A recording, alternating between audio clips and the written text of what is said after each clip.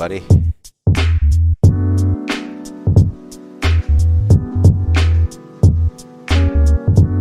What up, JR?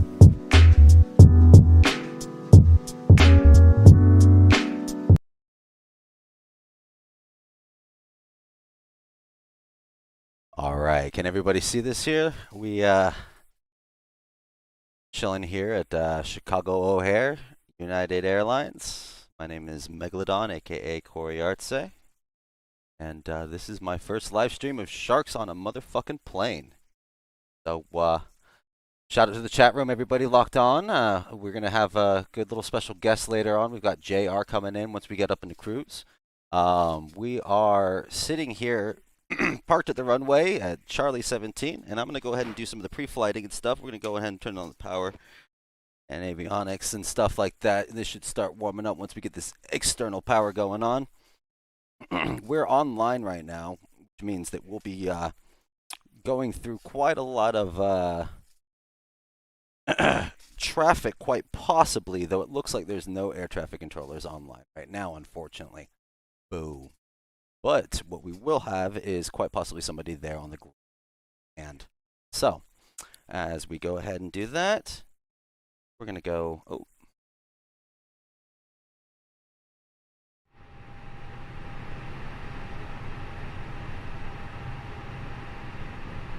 All right.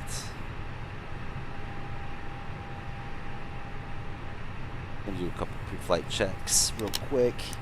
Hope you guys don't mind. It's kind of a bit boring, but it's pretty interesting for everybody who might be interested in how all this stuff goes. So, putting on the nav lights right now so everyone can see. We've got our crews out here working. It's kind of desolate right now. Pick up VATSIM. We are gonna go ahead and put in the flight plan and start getting this bitch going.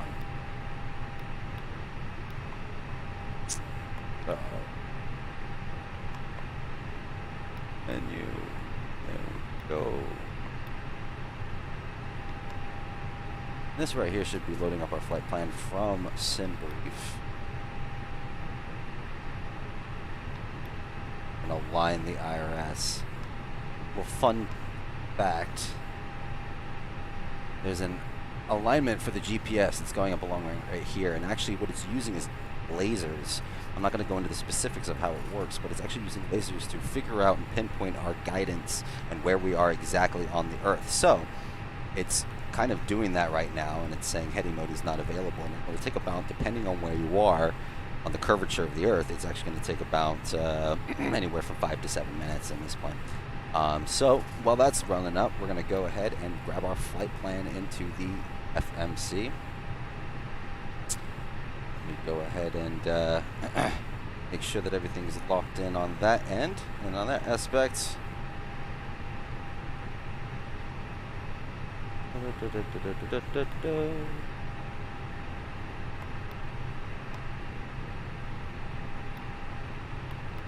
Awesome. Well, go ahead and fill her up. No pun intended.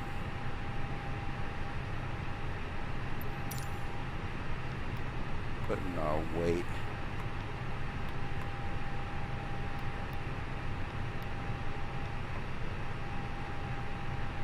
And now she's calculating our weight. Lots going on right now. Let's start up the APU. Start that running. Running on external power right now, and we're going to be starting up an onboard power unit, which is going to be up in the back. You'll actually be able to hear it once this thing starts clicking and starting up in the back. If you see one of these planes with the large exhaust coming up in the back, that's what it's doing. It's an onboard power unit. Cool. Alright, you can actually watch that rising up.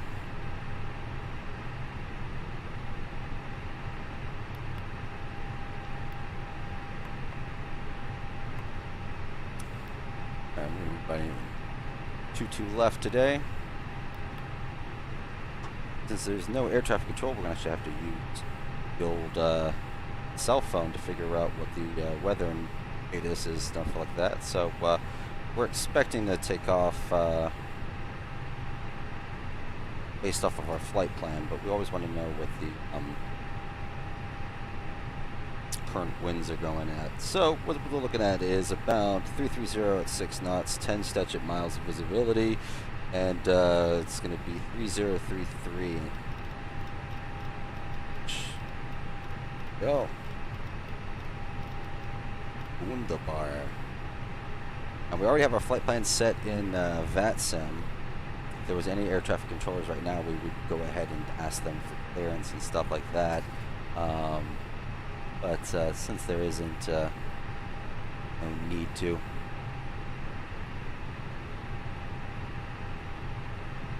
Never say sky. Big up JR. For some reason the chat stopped working on my phone, so I'm going to be going intermittently in and out of you guys while I do this pre-flight. But once we get up into the the skies, it'll be a lot easier for me to kind of micromanage y'all. But I hope you guys can sit back. If I had flight attendants take care of you, I would. But you know, it's kind of low budget, right? No. All right, so back to the flight plan. So we're gonna make sure that reference and stuff like that is all set. We're doing flaps 1 for takeoff today.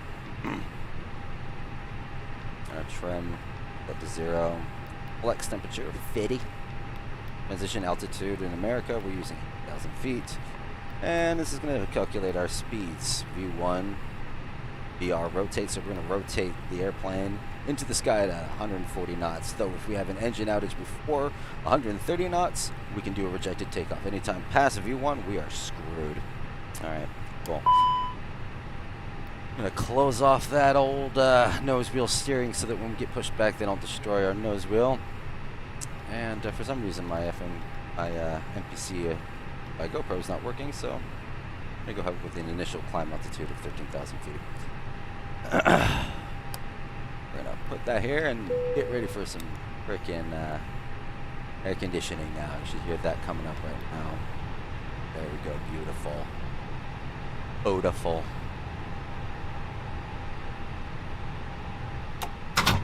Here, close that door, fuck much everybody off. So we're gonna set a squawk for VFR and VATSIM when there's no air traffic controller. Go ahead and hit that for IFR. Today we're gonna be doing an IFR flight plan that's gonna be taking us pretty much directly east the moment we take off, and we'll be following and then doing a south approach going up from the south into the north with the winds blowing from the northwest. So we might have a little bit of a crosswind, who knows? It might be fun. So today we're gonna have to go ahead and wait for this because I'm a little bit ahead schedule. And while we wait for that to go ahead, we will go and check the chat room. Wow. What's up, Joe? Long time no see. How you guys doing? Thank you everybody for tuning in. This is my first time doing a live stream, so it's kind of weird talking to myself for a long period of time. Nobody responding back, so I'll start hearing you guys subconsciously. All right. Okay. I'm gonna go check the old VATSIM map, see if anybody's online.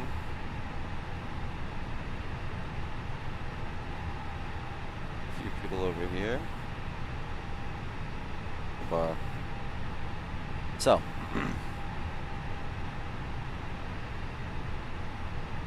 Oh, what up, Scott? Big up, Jesse. Alright, so. I'm going to go ahead and pull up the old Navigraph.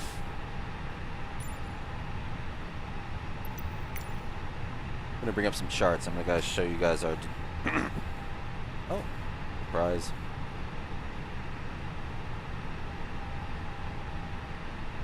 That. I don't know why this always likes to do that. There we go. The bar. So, let's go bring up the taxi chart for today so that we can get to our runway efficiently. So, airport. Oh, so there we are. We're at the taxiway Charlie. Or, I mean, Charlie Gates. We're going to be taking Alpha 15 to November.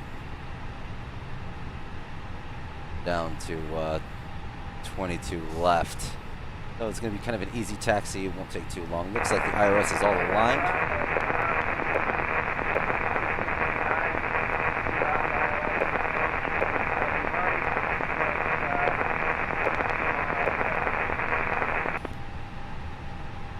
Oh, looks like someone's got a terrible transmission. Maybe they're far away. But it sounds like someone was doing a position report on the other end. So that's a little funky. So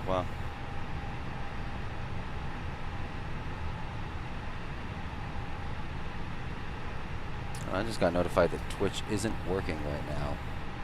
Video is not working for Twitch. So I'm gonna restart Twitch.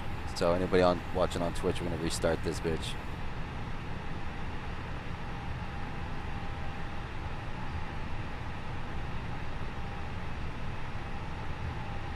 All right. So now that we've got our taxi brief and how we're going to be going around to runway 22 left, we're going to go ahead and start pushing back, get all these people out of our way and get into the sky so we can start chilling. Thanks again for everybody for tuning in. Anyone interested in Microsoft Flight Simulator, feel free to holler at me later on and get up on a flight sometime. That'd be great. Alright, we're going to let these motherfuckers get out of here.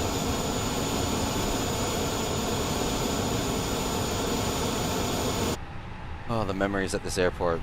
The amount of times I've spent running down these halls trying to make it to a flight. Oh gosh. Okay, so we are going to go ahead and make sure that everything's cool on this end. We're going to get rid of the external power, get rid of the jetway. I'm going to call it the push back truck real quick. This is ground. Stand by. Set this bitch to ignition. We don't need air conditioning right now. It's probably chill anyways.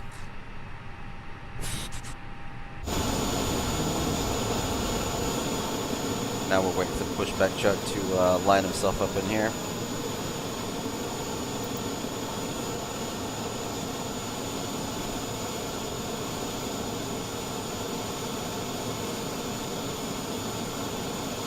Okay, sir. The bypass pin is installed. All doors and hatches closed and all ground equipment is removed.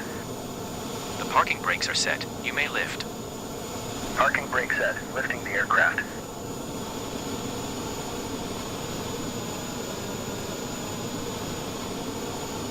Standing by for pushback. Alright, so I'm going to require Cockpit a reverse. to ground. Go ahead. We are cleared for start and push. Parking brake set. Okay, cleared for push start. Please release parking brake.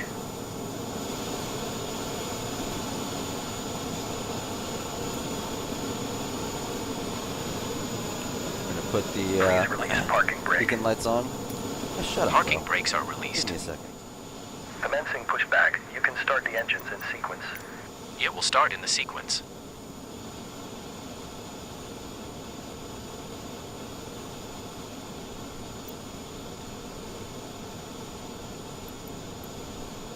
Wonderful.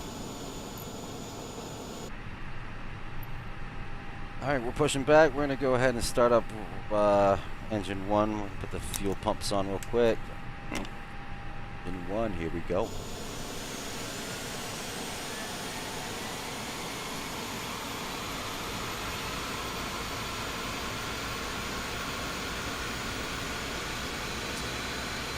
I'm going to see why Twitch isn't working. Working earlier. Oh well. The thing about these first time streams, more of a testing situation than anything.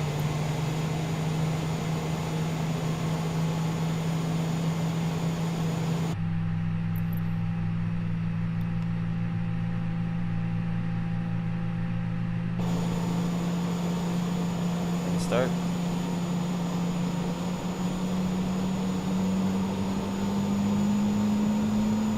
O'Hare traffic, American 2269, a short final, 27 right.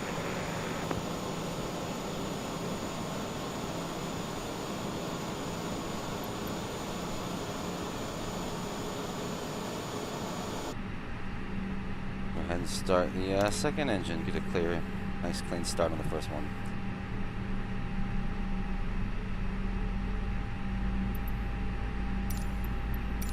Okay, pushback completed. Please set your parking brake. Parking brake Yeah, set. Parking brake set. Lowering aircraft. Ground. Startup is complete. You may disconnect. Roger. Good engine start. Cleared to disconnect. See you at the side. Have a good flight. Holding position waiting for the visual. Thank you and goodbye.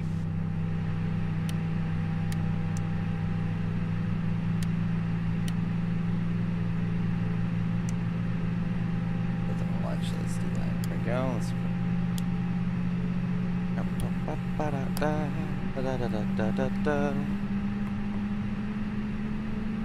Check. Alright, controls looking good. Oh, actually, hold on a second. Connected. There we go. That's why. Look for the. So I'm using a force feedback yoke. There we go. Needed to get the profile loaded. There we go. Nice. Wonderful. All right. Taxi lights on. Clean start on both engines. Let's turn off the APU. Turn off the APU bleed. Looks fine and dandy to me. Okay. Next. There we go. Park and brake off.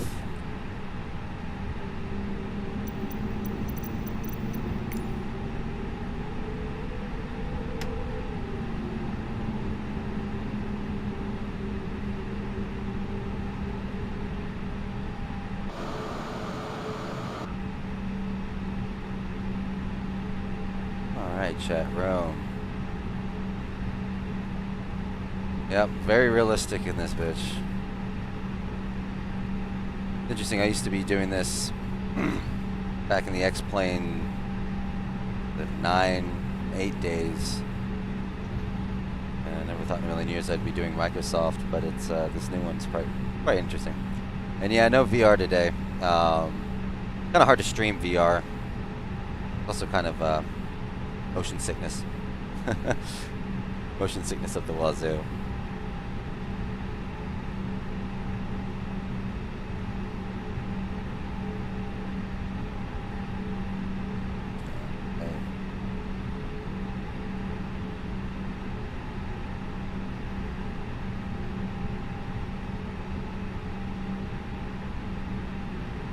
Gotta do this as fast as we can.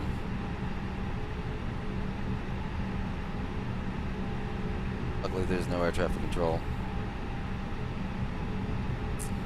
Baby's doing alright. She's looking at what? February 10th now. Traffic Skyway 5096 is coming up on Alpha 12. We're going to be taxiing to runway 28 right. Go ahead.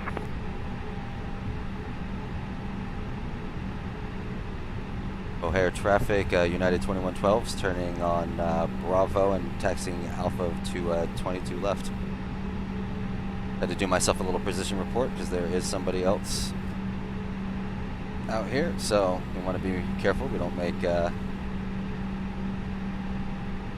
any collisions or any kind of thing. This is actually how it's done when you're doing non-towered air traffic or non-towered airports. So basically, in situations like this, if you have no air traffic controllers, it's up to the pilots to do their own position reports.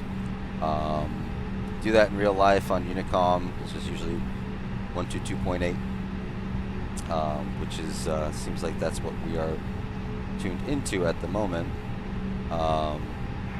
American 2269 vacated 27 right at Charlie 1, taxiing to the hotel gates.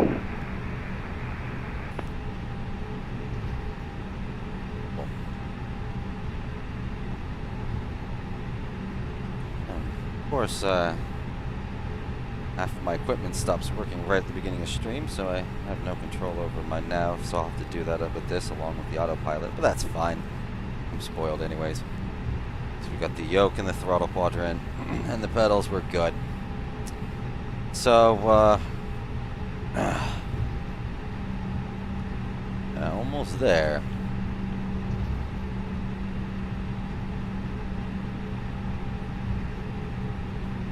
Oh, Farames.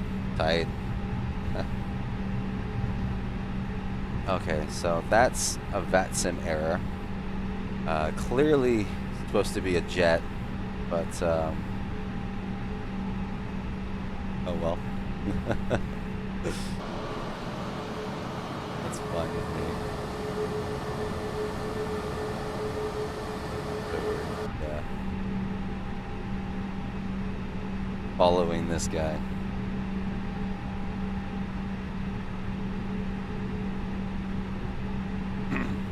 So VATSIM's actually, the online thing that I'm on is actually a supported thing with all the flight sims from Prepared 3D, X-Plane, Microsoft.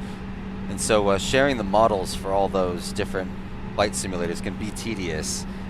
So in this situation, that person, instead of what probably is a Boeing or an Airbus, it ends up showing like, it looks like a Cirrus jet. So,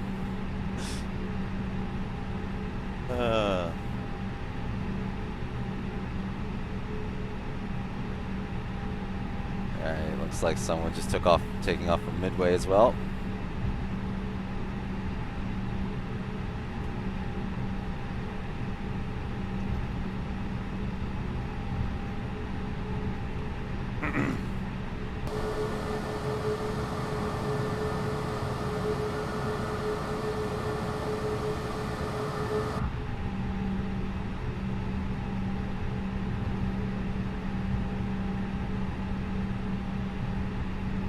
So yeah,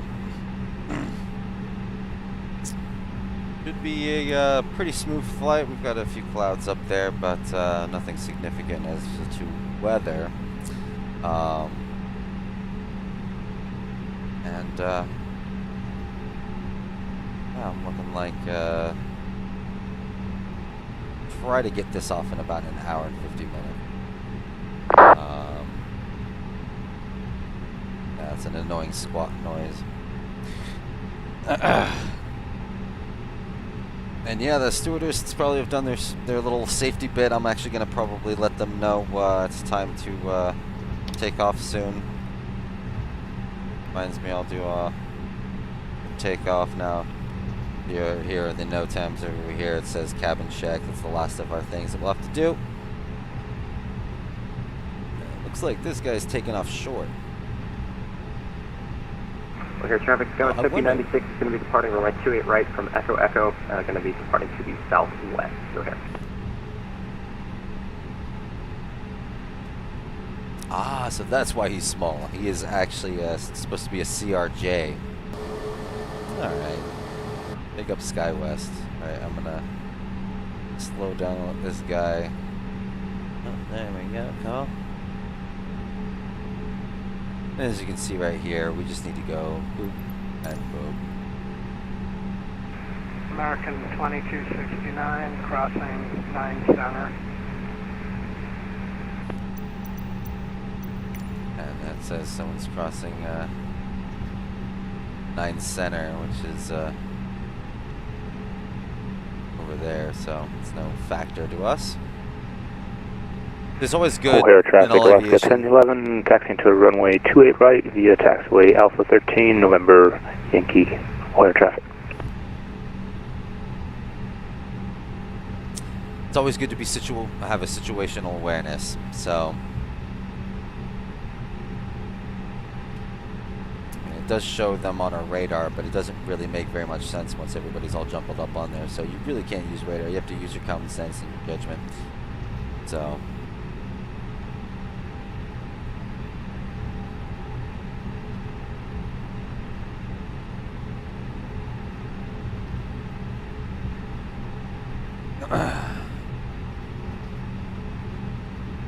Let's do a little chime.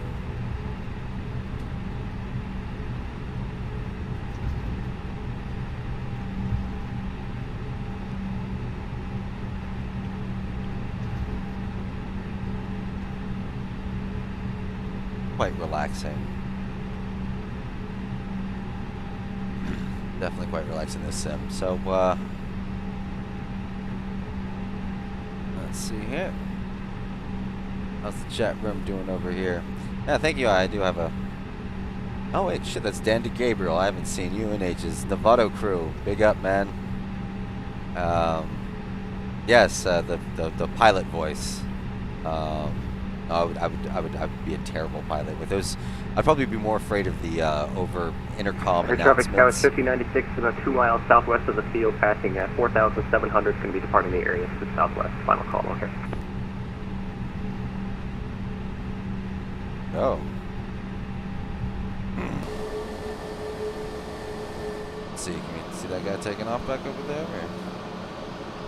Already well gone, okay.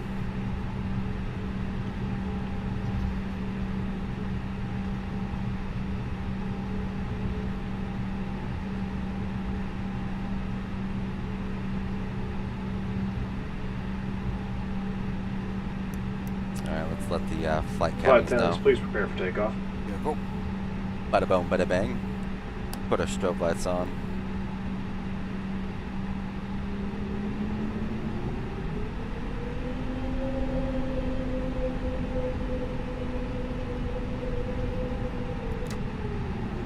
Packs off. Packs off, packs on. Wait, that is not the right. I almost turned on the wrong. No, this is right. Just my my thing's looking wrong, or? Yeah, 2-2 left. All right. My map's a little off, but we should be fine.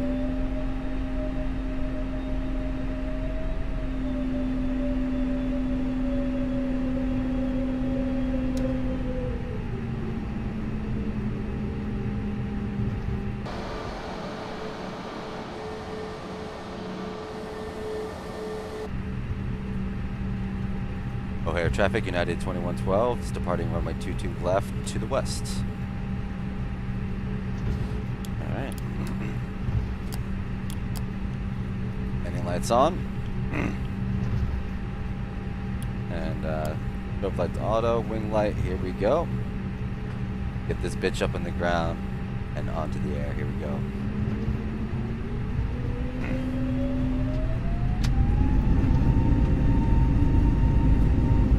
Go, flex power set.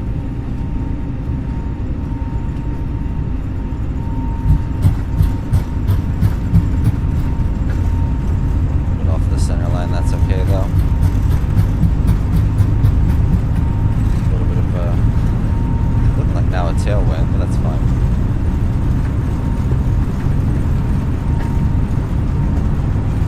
One, rotate.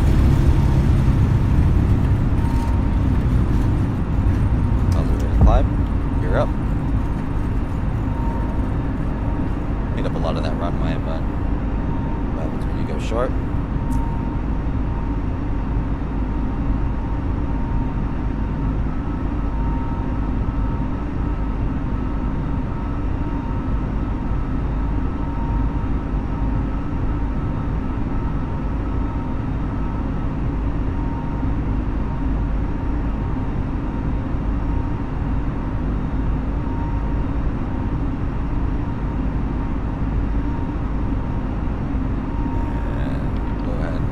Pilot on real quick.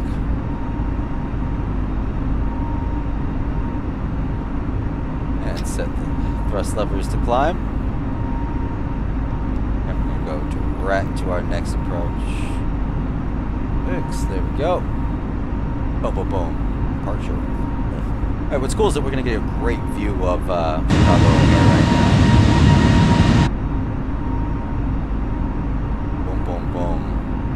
Downtown Chicago right over the right hand side. Boom, sweet. So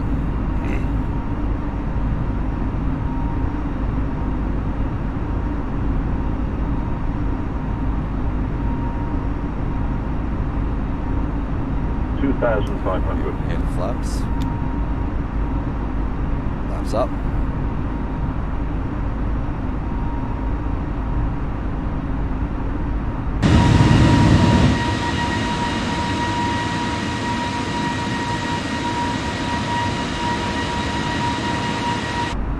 Freaking thwaite, guys. And I'm not lying, that's basically as much hand flying as you do in these aviation.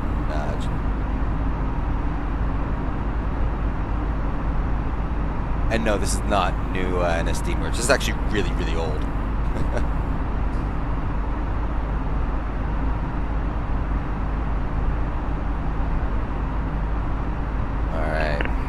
O'Hare traffic, Alaska 1011, departing runway 28 right for westbound departure.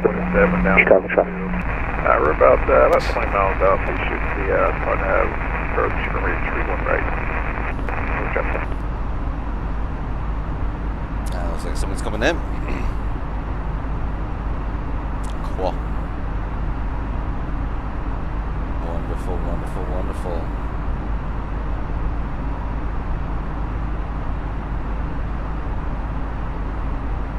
No worries.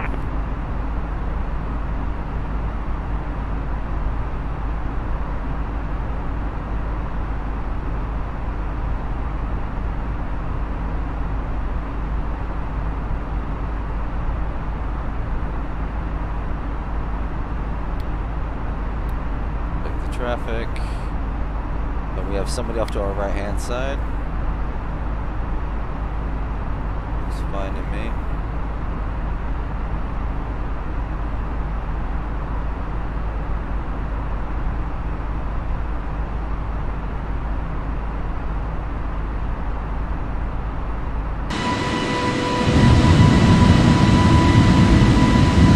Look at that view.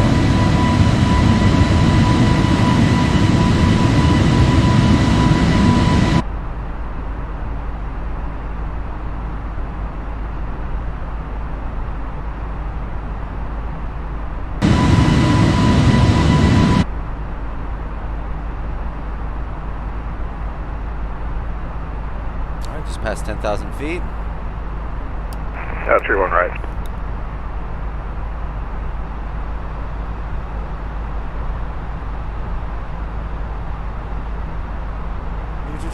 Cool, cool, cool. Sweet.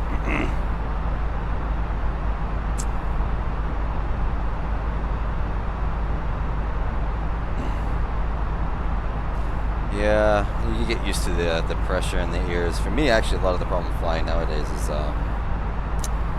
don't get the circulation in your legs. Start getting those weird feeling in there, and you're like, is that a blood clot or? Alright, let's disarm this. I'm very cavalier today with my protocol.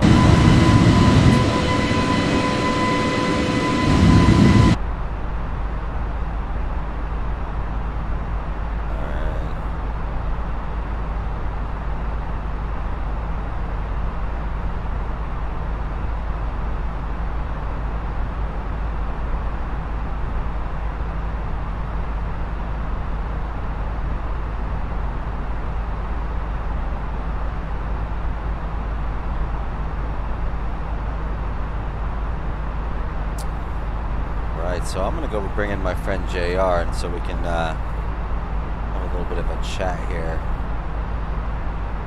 And oh, we need more bangers. Yeah, we'll play some music in a little bit. I'm gonna go ahead and bring in my friend JR, and we're gonna talk some shit. And then I think I'll go and play you guys some maybe some unreleased stuff of mine, because I guess I can't really play anything that's gonna get me in trouble, you know. So.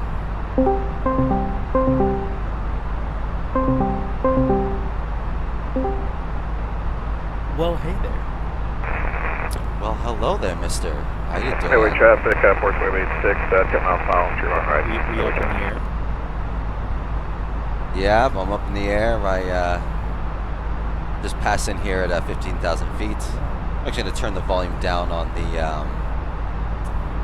actual sim so I can hear you a little bit better, because we got that ambient white noise going on. Oh, I feel that. There It's we kinda go, but I still relaxing. have the... Low-key. It is. I find myself actually falling asleep sometimes doing this, especially when I was I used to do a United Airlines virtual airline, so you act like the real airline and stuff, and you go through all the things. And I was doing these like long haul 12-hour flights, and I was just completely getting knackered halfway through falling asleep and waking up to an air traffic controller yelling at me. But yeah, at least it's not too bad. Right now we have no air traffic controllers. We just got people on Unicom, which is basically a free-for-all radio channel for pilots to just declare where they are at the time. Oh, that's cool. That's cool. Yeah, that's how it is when you do uncontrolled airports and stuff like that. And we're just about to pass 18,000 feet. I'm going to change it to standard baro, and then my job's pretty much done. Damn, we're high up. Yeah, we're cruising altitude is going to be 33,000 feet. Well, jazz podcast where it's Yeah, actually, why don't we? smooth jazz all the time. 33,000 feet in the air to Washington Dulles Airport. There we go. Yeah, I'm putting some of that the old lo-fi hip hop mix you sent hell me. There we have that in the background. That's always a good one. Oh yeah, there we go. 2 hours of straight Now- lo-fi to fly planes with. Yeah, pretty much. It works. It actually really works. I actually did not expect that. Dude, I'm telling you, you put lo-fi in any kind of like background music setting and it just works all the time, every time. Yeah, this is actually really relaxing to the. See, normally when you're on an airplane, it's so god awful. I've actually I've upgraded to the eye masks. Have you ever seen those eye masks that have headphones inside of them? No. What? Yeah, dude, they're freaking sick. So they're Bluetooth headphones inside of a sleep eye mask, right? And I love it because with my beanie, and you know, you're forced to wear the mask on the airplane. So I have a nice soft mask, and I'll put on the eye mask, and I'm pretty much just completely blocked off my entire face from all, civilization. And no one fucks with you when you're like that. Oh, Really, they don't, because your face is just completely covered. And it's been making my flights a lot more enjoyable. Yeah, I Little would just life pass hack. out that way. I'd be gone. Oh yeah, no, definitely, it helps me You could pass send out me on a flight to instantly. Australia and it'd be the easiest flight I ever take. Real talk, actually, the flights to Australia and shit to Europe is actually the easier ones. It's the ones that are like 6 hours, like when you're going from like LA to New York. So you don't get enough time to actually get some proper sleep, but you do get enough time to like fucking feel like shit and be awake the entire time, and then you land backwards. Whereas when you do like Australia, you get a good amount of sleep. Yeah. I can imagine. What is that, like 16 hours? From LA, it's like 12 to 14, depends on the wind. I mean, if you're going west, you've got that headwind, though I guess it does, yeah, it's always going that direction, so, but on the way back, it's usually nicer. Speaking of which, we go into the cockpit, let's see what kind of winds we're dealing with at the moment. We've actually got a nice tailwind, 39 knot tailwind. That just pushes us I along was to gonna say, you're gonna be there ahead of time. Yeah, that's what I was kind of hoping, is that we'll get a little bit of push in the air, though. We are gonna kind of deviate a little bit slightly to the right as we go along, but we'll see what the winds. I didn't really do a proper wind check, I mean, hey, but seems pretty good. Not too stressful. You were saying no. it's like the most that you do, like, other than the takeoff and the landing, like you don't really touch the stick. no, this is what those pilots do for these ones. Now, the next stream I'm gonna do the complete opposite, where I'm gonna fly a twin-engine Piper that requires you to fly it hands-on the entire freaking time. Oh man. And still have a lot of things to handle, like two engines that you have complete control over, both the mixture and the prop, which gives you kind of a lot of stuff to do. That's why I chose an Airbus. Anyone who knows about aviation knows Airbuses are pretty much just flying computers. If you're kind of a Boeing guy, you'd be more active even compared to this plane, so that's why I picked it, though. It's a lot easier to fly for, say, something like a first stream where I'm gonna have issues pop up here and there. Again, the boy Ben Wing is in here. He's saying that he wants to fly F-16s at DCS with you. That'd be Yeah, that would be cool. I've yet to do DCS, to be honest. It's one of the few flight sims I haven't done. It's solely military. But there is the F-16s in Microsoft Flight Simulator, but I'm sure DCS will be a lot better. What I'm looking forward to is the Reno Air Racing that they're going to do here in Microsoft Flight Simulator. What they're trying to do is eventually get into the esports thing. I think. Oh yeah, they're putting some good money into that right now. So that would be, that's where I'm kind of hoping it's going to. Hopefully one of these days, once I figure out how to stream VR, like not in a way that makes everyone feel completely sick. I want to do some you've seen the Red Bull Air Race? Yeah. That shit. Doing that in VR is probably one of the most fun things I've ever done on a computer. But I can only imagine what it'd be like watching it in the stream, because it's gonna be through my perspective in VR. So I saw a couple of people able to do it to where it's not just like two eye screens or something that's like always shaking there. I wish there was a way to like make it to where you get rid of that weird head shake that you see when you're watching people VR. Yeah, where it's like 1-to-1, whenever your head moves, you move. It gets people a little sick. It's the Michael J. Fox thing going on. But like a lot of VR games that aren't like your typical like shooters and stuff like that, when it's like simulatory, because I use a program called TribeXR because I don't own CDJs, and I told you about TribeXR, I believe. But it's for anybody who doesn't know, it's like 1-to-1 replica of CDJs, and I use that to like practice, but it's in VR, so it's from your perspective. But they implemented a thing where on your keyboard you can press like 1 through 6, and it'll give you different like set camera angles where you're still in the VR mode looking from your perspective, but anybody that you're streaming to sees you from that fixed camera angle, and you can like change it up and put it on like a like a playlist where it kind of like switches up to different angles every time, like a top down or like a yeah, I've seen that kind of stuff. I'm just waiting for it to get into like full on mixed reality. That'll be the game changing moment, dude, where you can we can teach actually on it. You can have like seminars in it. It goes directly to Twitch. They just integrated it to where they have an add-on now that allows you to connect it directly to Resolume for like live visual fucking shit. Dude, it's insane what they've done with it. That's pretty neat, to be honest. Though, I mean, I guess it just all depends on the way the VR scene moves forward. It's kind of hit a stale point kind of recently. Like, no VR games have came out. I mean, after Half-Life Alyx, you just really can't top that. And once you've played it 100 times, it's kind of gets boring. Dude, they put Resident Evil 4 in VR, and that's pretty sick. That looks cool. Here's the thing though, is I still feel like when you play these games that were, made for console and then turn into VR games, it's not the same as like playing a game that was made for VR. Yeah. Like Half-Life Alyx is phenomenal. Right? That's probably the best example of what VR should be, in my opinion. Yeah, it definitely set the stage for the next God knows how many years, but because a lot of other shit right now is like utility stuff, like software, not necessarily like games.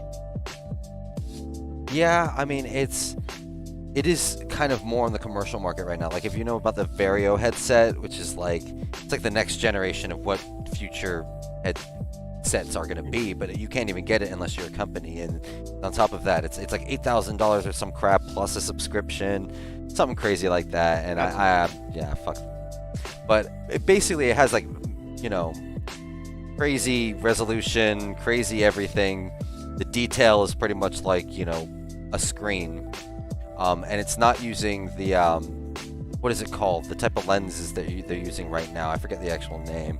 But it ends up getting you that, the God rays and that stuff like that. So all that's gone. But then it also adds in the mixed reality, which is what I want. I want to be able to see, of course you can't see it on the stream, but I've got, a lot of gear and stuff for the flight simulator. I want to be able to still see that while I'm in VR, So kind of a mixed reality where you can see everything. And I think that's probably going to be where it's going, because I know, companies like, Lockheed Martin are, acquiring these Vario headsets for training purposes and engineering purposes.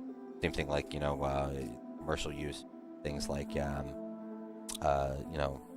It's kind of creepy, but that whole tracking your retina and your eye scans for like what advertisements catch your eye and stuff, and using that metadata now. I mean, speaking of fucking, you heard about what Zuckerberg's doing with the whole metaverse thing.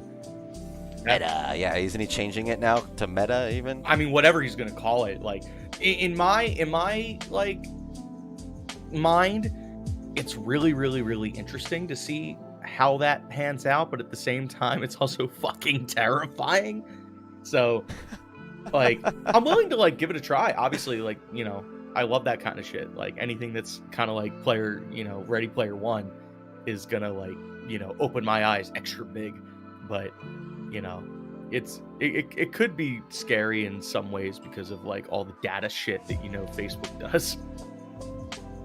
I mean, yeah. How much do we have to fear of Zuckerberg? Is he the Antichrist, or is it just the next forthcoming of what social media is going to be? Because I mean, if it's not going to be him, it's going to be something else, and we are going to get to that point. You know, we already have people out there who sleep with their VR headsets on. Yeah. I mean, I see it like this. Zuckerberg had every opportunity to call this the holodeck, and he didn't, because that's exactly what it is. Well, I mean, from a Star Trek fan, that's the thing that gets me all excited. I mean, you mentioned the holodeck. I mean, anything I can do, I would just say fuck the universe, fuck everybody else. I'm going in the holodeck and just I'll come out for food. Because like the way that I see it, and I don't know if you remember this. It's kind of an old program, it's still around, like surprisingly, and it's active. Is a game called Second Life, if you remember that. Sounds oddly familiar. Yeah, like, so think of like, you know, the whole idea of like, you know, making an avatar and, you know, going into a world, but they made this whole like social structure in this like game universe where everything is player made, and people have found ways to like pay for all of their life expenses through it, because all the virtual money then converts into actual money. And people have created businesses in this world, like actual functions. Wasn't there a game that's using that to like exploit their base though right now? Well, I don't know like what it is right now. I'm talking like maybe 6-7 years ago when I checked it out. I saw a bunch of people doing like fully functional nightclubs and like, you know, realtor type shit for virtual land and stuff, and it was like really cool. Yeah, no, I was seeing like there was, I'm not sure, maybe it's the same game, but I was researching about this concept where they're selling real estate in a virtual video game that's going to somehow matter in the future. I mean, that's a pretty tough sell. I mean, dude, but people pull it off because like the land that you buy in that is bought by in-game currency. So whatever business somebody else has, like let's say Earth 2, Ben, Earth 2. Sorry, I hate to interrupt you. Sorry. Ben came in with the clutch. Earth 2. That's what it's called. If you haven't heard it, JR, I haven't. There's like so much drama. There's so much drama involved in that. That it's like something involving it was like a YouTuber who like would make fun of, you know, poorly, you know, made video games that come up on Steam, you know, the early access Steam games. Yeah. They're just like, you know, people who just like, you know, copy and paste shit. And I guess there was some guy who was making shit fucking Unity under, I forget the name of the game. Yeah, one of those, yeah, just like copy and paste asset games. And he took that and ran with it for a minute. He got made fun of. Turns out he was like 14 or 15 years old. Yeah. It was this big debacle, you know, laughs. 2-2s, he's now working for Earth 2 and starts drama with the same guy, but now like threatening that the something about the Earth 2 guy who owns the company is this millionaire, they're going to sue him, and it becoming this nonsense. And it turned out to be this whole concept though where if I'm not mistaken, you sell real estate. You have a friend who has land in Costa Rica on it. It's supposed to be like the whole world, kind of like how it is in Microsoft Flight Simulator. Oh, so it's right? like a 1-to-1 scale sort of thing, or like a quarter scale, whatever. And they're selling, you know, property on it, and I guess it's like some kind of investment. It could be, you know, legit one day. I mean, maybe not Earth 2, but something like that. I honestly, I wouldn't mind. I've always that's been what into. Second Life kind of was, but it's like so dated at this point that like nobody even touches it. But that was essentially the concept, but it wasn't like Earth, you know, it wasn't like Costa Rica or, you know, Europe or Africa or anything like that. It was like land that was procedural generated as, you know, fake land, like fantasy land or whatever. And it was broken up into like square quadrants, and people would be able to buy it with in-game money, but you earn in-game money by getting an actual in-game job that you like clock in for and shit. Dude, it was crazy. Because you could turn the in-game money if you want. You can cash it out into actual money that they send to your account. Doesn't Star Citizen have something similar to that too? Maybe? I think so. Or they're like planning on it. Because like I'm not on the side of Star Citizen for my own reasons, because I feel like they mishandled money in their early access. Because yeah. I was on the Elite Dangerous side. I love Elite Dangerous. Elite Dangerous is tight. Yeah. Especially with their new update where you can like leave your ship and do like foot missions. But that was the thing that was holding me back and why I was more of a No Man's Sky person, is because I was like, oh, you can leave the ship, you know. But Elite Dangerous is at least got like probably the coolest realism to it. I think it like there's moments where you're flying around in space and it feels like you're flying around in space. Yeah, because like I see it like this. Elite Dangerous is the simulator version of the opposite end of the spectrum, which is No Man's Sky, which is more of like a space RPG. You know, it's more arcadey and you can do a lot of like really cool creative stuff. Whereas Elite Dangerous, you're kind of like a person in a world. But Elite Dangerous gets me so hard because like not so much, you know, the foot missions or the shit that you can do. It's more so like it has a functioning government in the game, which I've never seen anywhere else. And like it blows me away because like the NPCs will have elections and wars between each other that just fucking change the whole scape of it. Because like I saw once it was reported on like Kotaku or something that the in-game NPCs had an election. Somebody who is kind of like crazy in the head won, and then the whole region of that area of space got put into like civil war between each other. That's pretty funny actually, considering I remember when I was doing No Man's Sky heavily, there was even a point where something like that actually happened with real people and factions in a little war that happened that became a little bit too petty, and it ended up making really good read. If you ever get a chance to check that out. That sounds a lot like EVE Online, like, you know, the player. I've heard some stuff like that too. EVE. What have you been playing lately? So I've been kind of like, so me and Jason have been on a mission on finding an MMO that's you know gonna scratch the itch.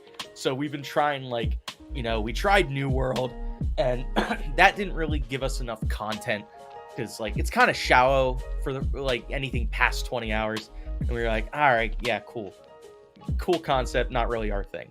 So, you know, we tried WoW again. You know, I've been playing WoW since like 2004, but like, you know, that's just the same shit over and over. You know, we've been playing it so long and been through all that. It's like, you know, can't do that. But we found a game recently called Lost Ark, and it's not out yet in the US, and it will be next year. But think of like if you took like the concept of WoW, like big open world MMO with a lot of people, you know, dungeons, raids, and stuff like that, but you put it in the gameplay of Diablo. It's really sick.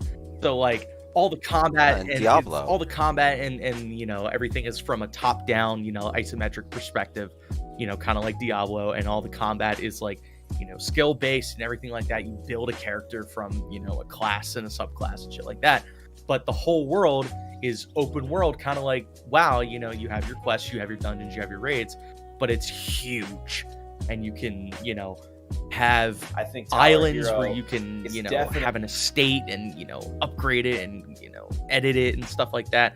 You can have guilds that level up and, you know, all that shit. But we've been playing for, I guess, the last week or so, and we're like 35 levels in, 40 levels in, and we haven't even left the original continent that we started on. Dude, it's a really sick game. Like, and it's Wow. free. There's no like paywall or anything like that either, or subscription. Huh. I'll have to check that out. I've been looking into whether or not I should find another game to add on to my. See, I don't really play too many games because I know I get obsessed, right? Wait, you were talking about Hell Let Loose last time we talked. Yeah, I mean, first-person shooters, stuff like that, you can at least play intermittently. You know, you're not gonna. I mean, you can binge. Like, I'll binge Squad, but that's just because the games are so long. And same thing with Hell Let Loose. I'll binge a little bit, but like, it's not something like where you get so enamored with it. Like, I mean, I remember with No Man's Sky, I had moments where I was going, you know, 2 days straight. I mean, No Man's Sky is a bingeable game. It's so good. Yeah. Especially once you have a little task you're trying to do, building a base or something like that. You know, sad is that like I opened up the game recently, and there's so many things new. It's almost daunting compared to like, you know, when I first, you know, I go back to my old base and stuff like that. You know, I was like, I was so proud of this. Now there's so many things I could do, you know, and it's almost like almost like a new game. So it's something that's almost daunting because I know it's like just time consuming. Be about it because Hello Games, the guys who made that, have been on like the biggest comeback. Because remember when that game released, No Man's Sky, it was like the shittiest fucking game that ever put out, and it was like known as like the shittiest release ever recorded or something like that. And fucking, they're just like amazing now, just from, you know, busting their ass and putting out hella updates. Like, there's a new update even coming out like soon where you can like fucking tame the big fuck off sandworms on the planets and just make them your pets.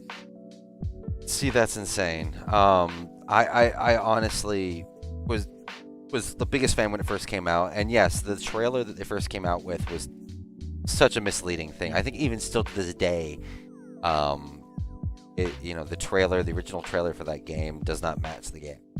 Oh yeah, they changed it 180 completely. But you know, I just kind of wish that if you were to incorporate that game with an MMORPG, it'd be game over. I mean, in a way, it kind of is, because you can go into like social hubs now and take quests and, you know, fucking hang out with people and like communicate with people now. It's really sick. Like it's almost it's like on the cusp of being an MMO. It's not quite an MMO, but you know, you could at least. It's not customizable as like an MMO. Because I think the last update that they did was really cool because you can like build and manage settlements now, I think, and I thought that was really dope. That is pretty cool, to be honest. But it is kind of still one of those things where I don't think they've really fully incorporated a PvP thing that I kind of was hoping for. And I know that they didn't want to do that. I know it goes against their kind of morals, I guess. But it's like, you know, even Star Trek had fighting some kind of bad guys every now. I mean, the Borg, you know, and some kind of thing to where you could fight other people, though. Because I just wanted to, like, you know, I built these giant bases, and I'm like, I kind of want to defend it from other people. And if someone comes to your base, it's just kind of like a hi. Fucking, they do have like a Borg-like species in the game now. They do, kind of. The green monsters or whatever, and they take over some. Yeah, I feel that, but it's not something that another person can become part of that fact. Yeah, I mean, you can get the living ships, which is really sick. That is neat. That is neat. It's like different variations of it, too. No, I think the fanciest thing I've gotten in that game is like the squid ship back in the days. That shows how far back I was playing it. I was back when they first did the first resurgence. That is ancient. That was back when I was playing with Juju. Nice. Oh, what up, Ryan Orphan? Shout out Juan Basehead, by the way. Sorry if you're still here. Twitch is not working. At least the video. You can hear us, but for some reason I can't get Twitch's video to work. It was working when we tested. After the chat Yeah, but yeah, we did pretty good though so far. We had maybe like 20 people total viewed it. You know, now we're down to probably about 10. Do you 10 people chilling? You're all right. Someone. You all right? So Twitch we weren't able to get more than 1 or 2 just because there's no video. It's unfortunate. That happens, man. Fuck it, it's a sesh. Just sesh. Yeah, it's more of a session. This is a training session for me anyways. I mean, I wanted to see how this would work for a platform, you know. Once I get used to it, I can actually kind of take it seriously.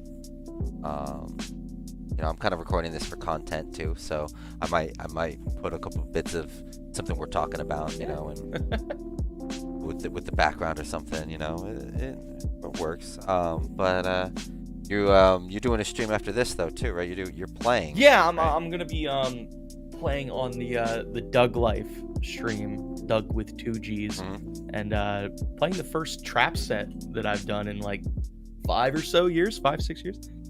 So I'm kind of hype on that. 8. Yeah, man. 8. Nice day. And then fucking Jason's streaming right now. He's doing that new extreme sports game where you can like morph into different extreme sports thing. Like you can morph into like a BMX or skis or a snowboard or a fucking like hand glider or whatever. Oh, that sounds fun. It's really sick. It's called Riders Republic. Chill. I'll check Just that out. But it's like I think it's one of those games where it's like you have one big server with like hundreds of people on a massive map, kind of like you know that game Steep. Mhm. Yeah, it's the same people who made that, but they made like a Whoa. big fuck off map that's massive, and they're just like letting people, hundreds of people on, you know, all the same map, doing like a bunch of challenges and stuff. I mean, I kind of wish there was. You remember Tony Hawk Pro Skater? Oh. Imagine something like that, but with like, you know, back in the days. You can only just imagine. Fuck. Because like the new Tony Hawk Pro Skater kind of flopped, and I was a little upset about that because I was hoping it would be good. Yeah. That whole line just got destroyed after that. That terrible. Which one was it? I forget which game it was, but they just completely destroyed, and after that, it just disappeared off the face of the earth. But that was probably one of the most iconic. But hey, we're games getting ever. Skate 4. Skate 4 is gonna be tight though. I'm down. That's for gonna that. be very tight.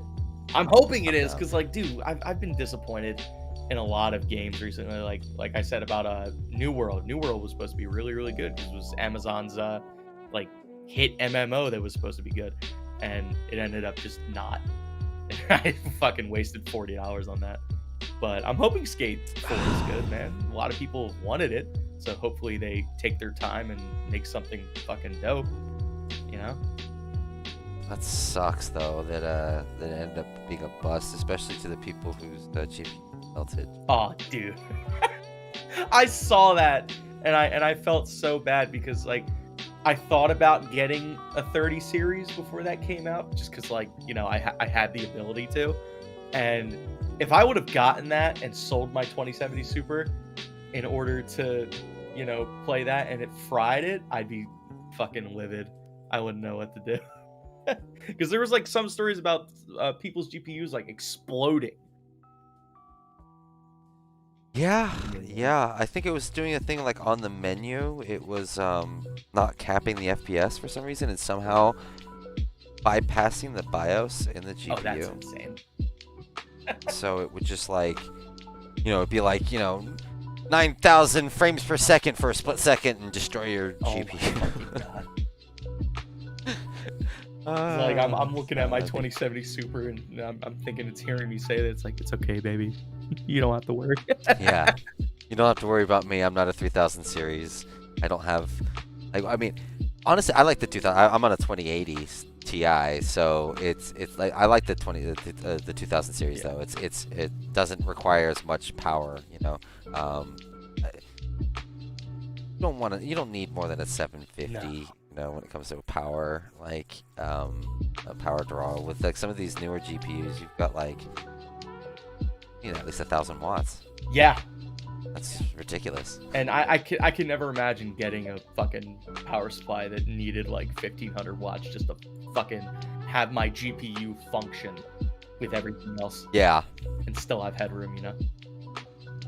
But I mean, maybe it's just one of those things that that eventually they'll get optimized. Though I don't see it getting, you know, you've seen those memes with the Nvidia cards getting bigger and bigger and bigger and Yeah. bigger. But you know, is that what's really gonna happen? Like, am I gonna end eventually having to like refinance a second mortgage just to get a power bill, like for video The games? shortage really fucked everything up, man, because That like, really did.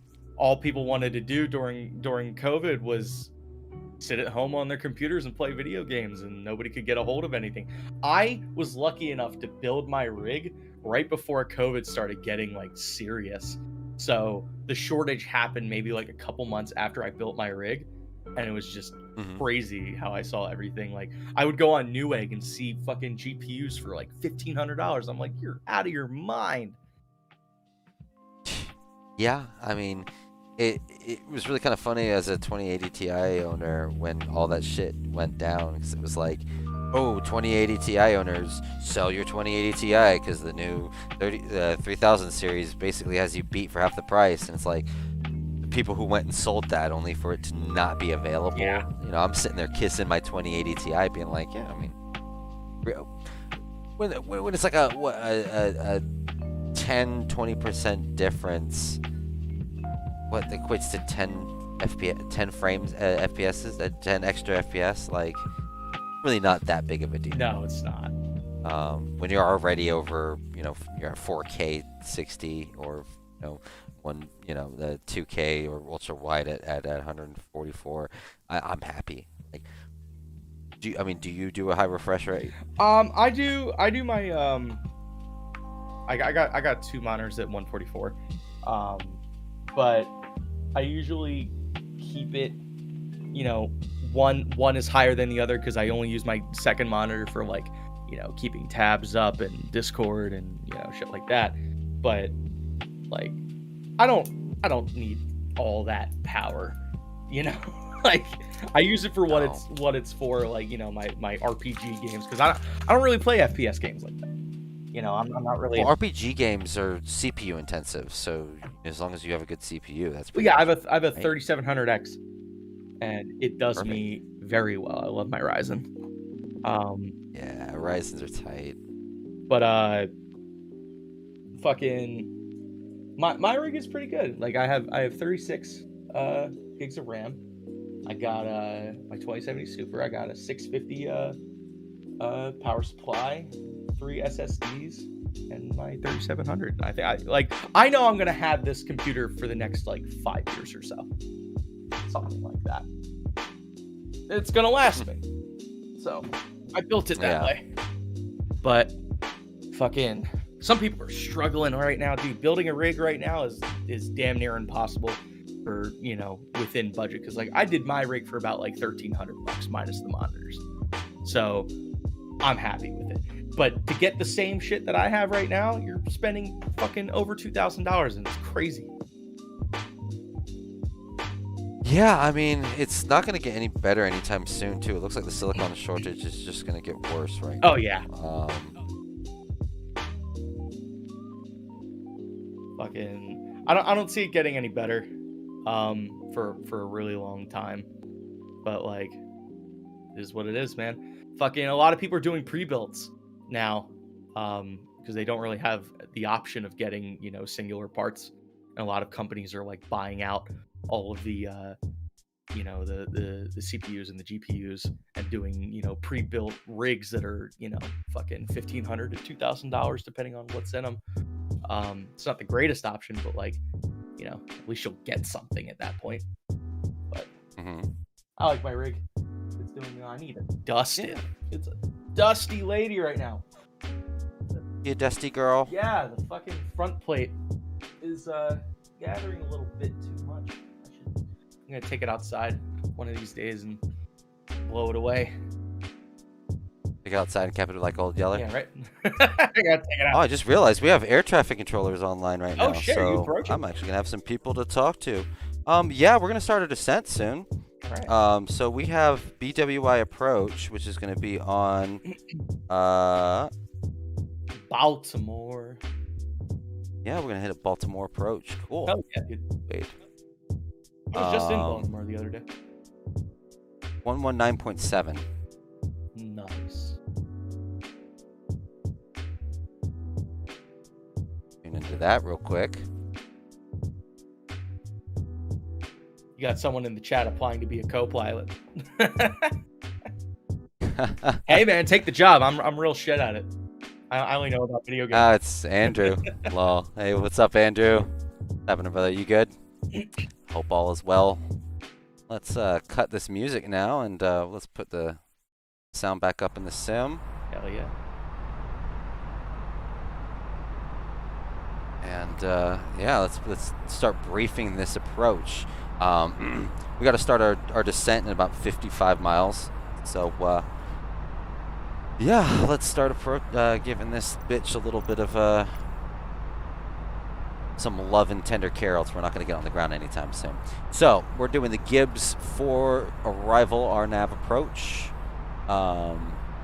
And let's see, what time should we hit up Baltimore approach? How far away should? Where am I on this darn map? I think that's me, right? No, not me. I'm looking on a map on the VetSim thing to just see if I can find myself. But I think that's me, right? No. Oh well, if all else fails, All else fails, wait keep till they going and hit England. I'll just keep on going until I run out of fuel. So we also have ground and tower as well. So we actually are going to have a nice full approach for this. This is actually pretty cool. So 119.7 for Baltimore approach, and then we're going to also want to get in the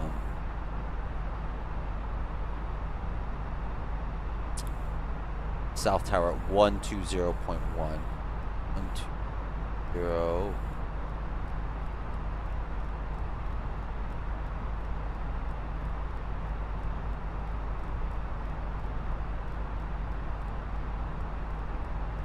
Cool.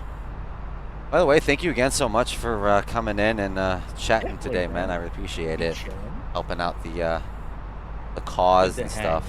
Fly some planes. Yeah. Now we'll just get this bird safely down on the ground and call this a well done job. I think I'm a happy camper.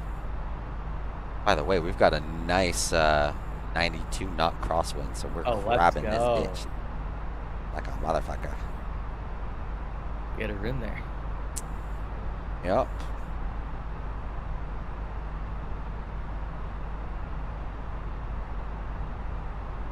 I'm trying to find myself on this here map. VetSim map. Still on VetSim, I think. Still has me online.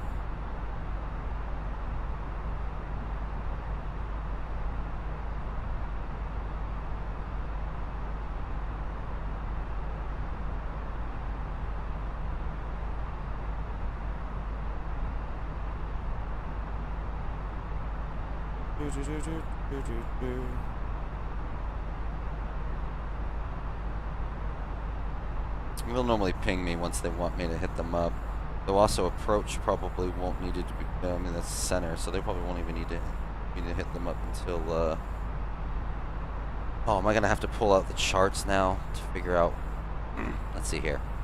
So if I go to Sky Vector,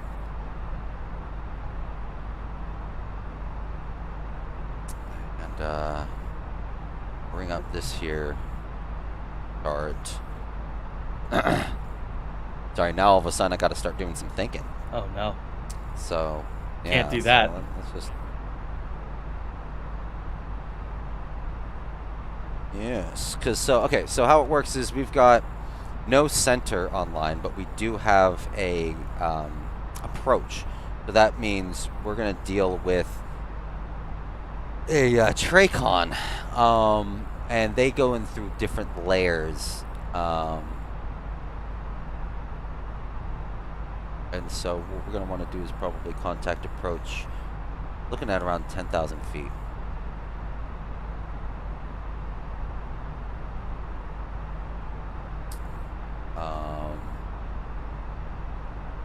And let's hope that they give us the runway that we want. Oh hell yeah.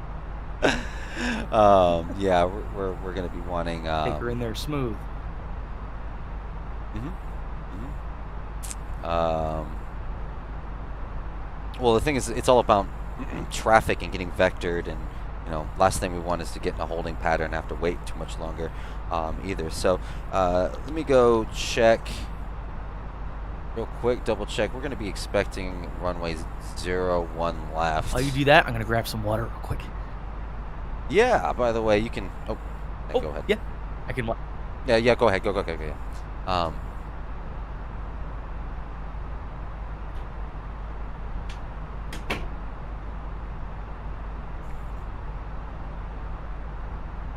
We're going to start our descent in a few minutes.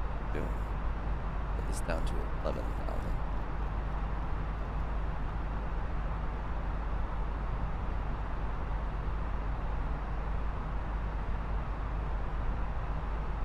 We're getting some turbulence too as well.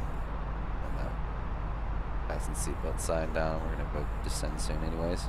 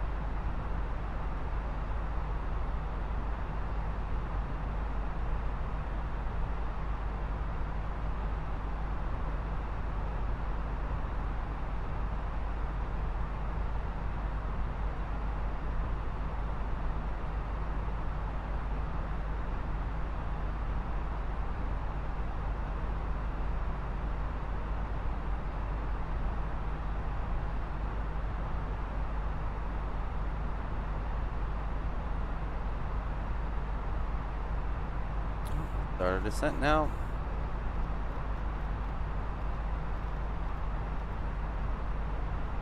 There we go.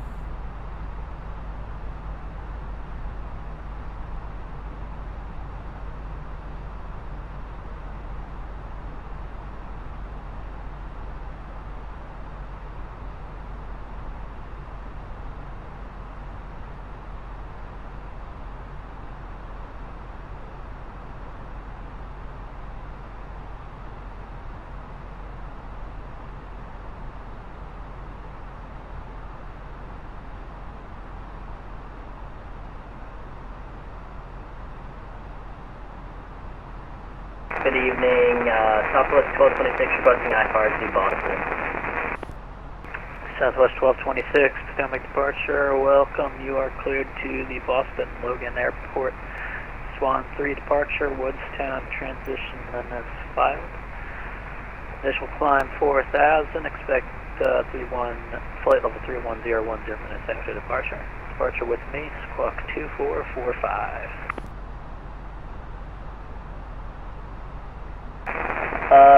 Cleared to the Boston International Airport via Swan 3 departure, transition Woodstown. Climb maintain 4,000, expect flight level 310, 10 minutes after departure. Squawk, departure frequency is this frequency, and squawk 2445. Southwest 1226.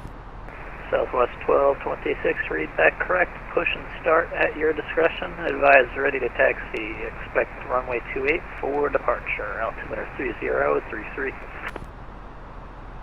Push at discretion, call ready to taxi. We'll expect runway 28 for departure. Southwest 1226.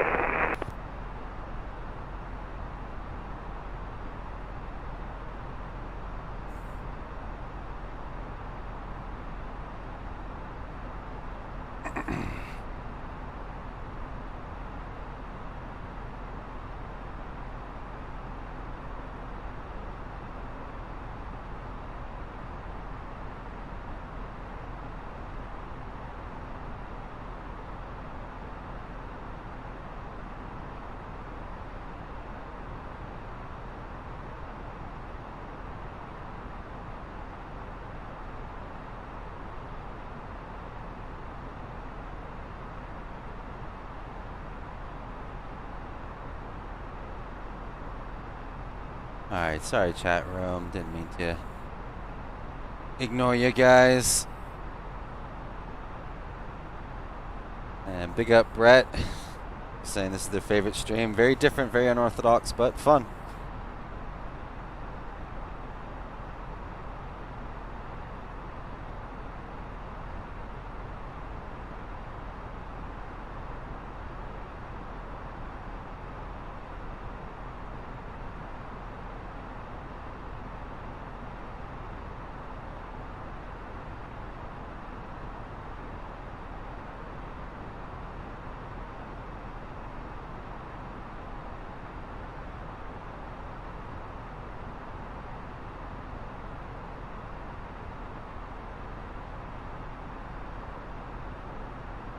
Slower down. 0. Alright. A little bit of some brakes in there. We're gonna prepare the landing.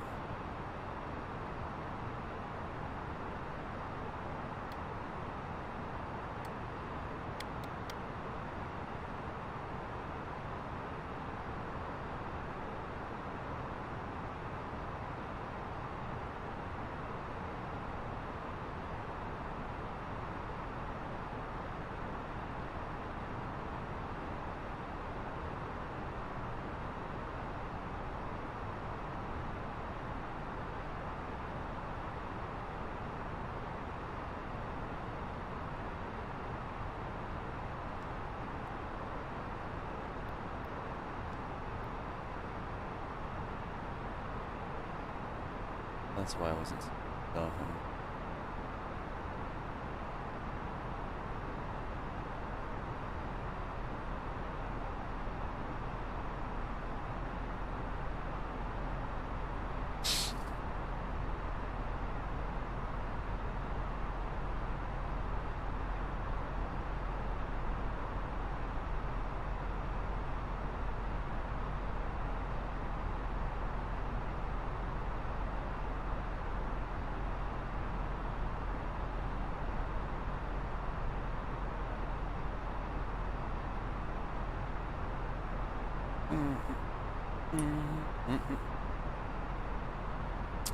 Well, I do this with the pen and paper. Oh, there's a pen. There we go. Proper. United Airlines Flight 2112. And let's see here. Alright, and when's the new EP? Well, hopefully sometime during the next year, the beginning of the next year, we're going to try to do an EP coming out around the same time as we're doing a tour. Though I can't really be too vocal about it at the moment. All under wraps, my friend. Though I will be premiering a new song. I don't think this stream. I think we'll do it next stream once I have Twitch up and running and stuff. I have returned. Oh, he's back. Better than ever. Awesome.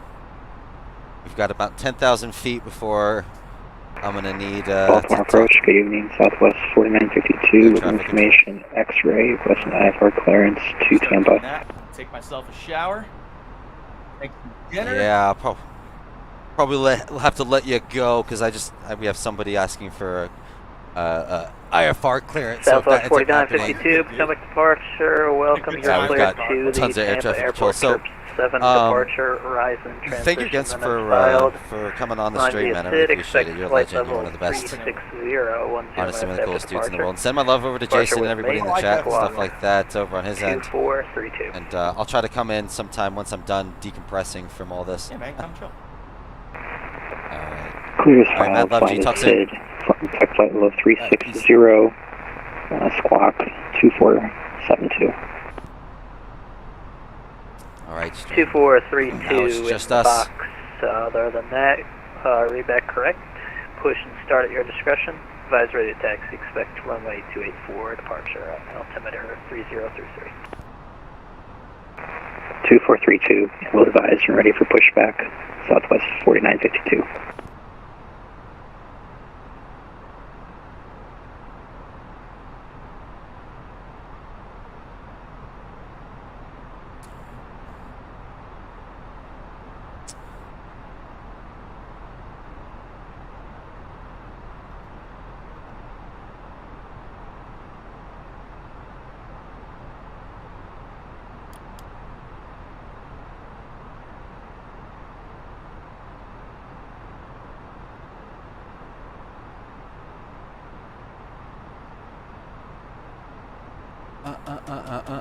Alright, maybe get a bit of a sunset approach would be nice too.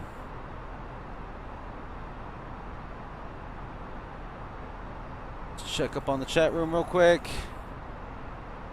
In Spanish, no Espanol, unfortunately, my friend. I didn't really do good in school, at least on that front. I've always been stucky with languages, even my own. Oh, there we go. There's the beep asking for contact. 126.10.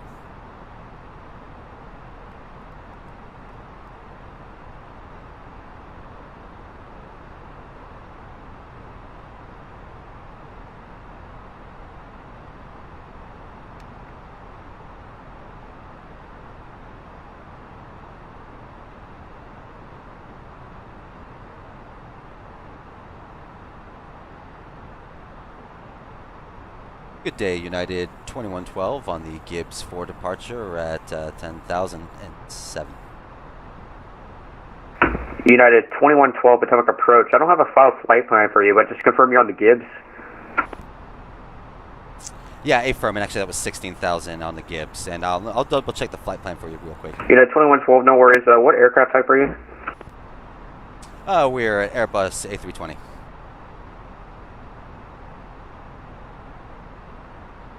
United 2112, squawk 5667. Squawking 5667, United 2112. Alright, now let's go clear, clear, clear. 5667 into the box. There we go, and then he should give us a radar car attack soon.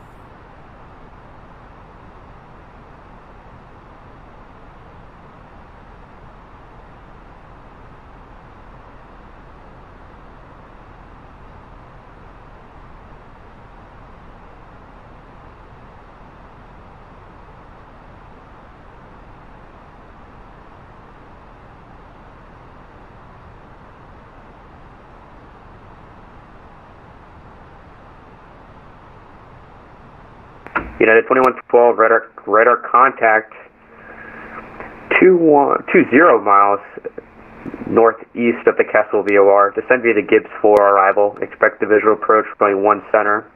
Sorry, expect the visual approach going 1 left. The Dulles altimeter showing 3033. Alright, we'll be expecting the 1 left visual and 3033 for United 2112. Thank you.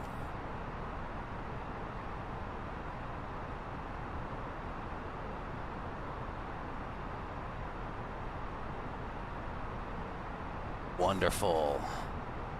Exactly what I planned. Don't have to change a thing.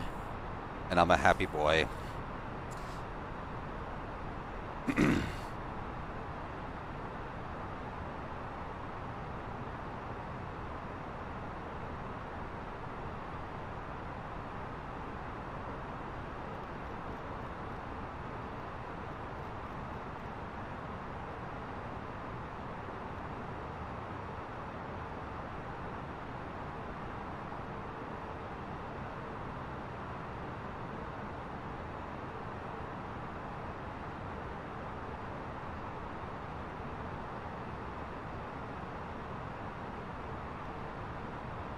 Well,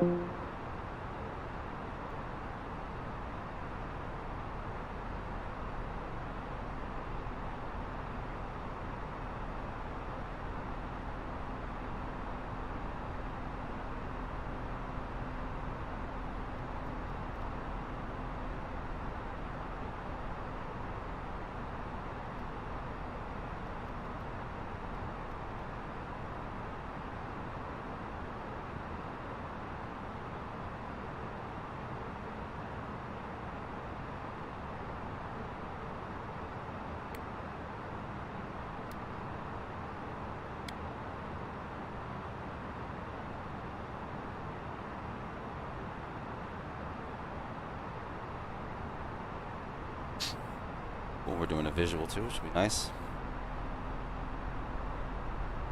Oh, just a minute.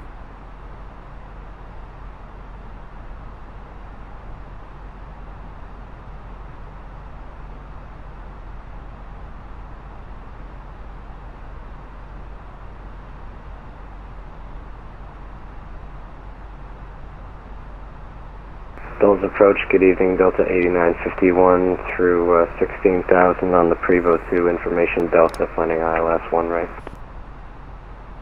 Delta 8951, Potomac approach. You looks like you're way off the arrival. You're supposed to cross Maple at 7,000. Squawk 5673. Okay, well, Squawk 5673, and the restrictions were all to be expected, so we didn't put any of them in, that's fine.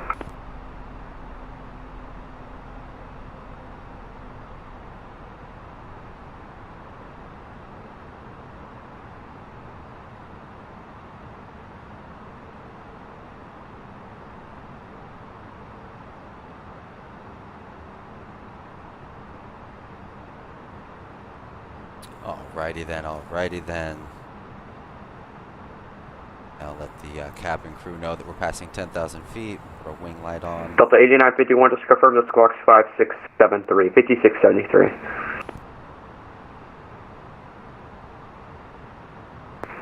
Sorry about that, squawking 5673 now, 8951.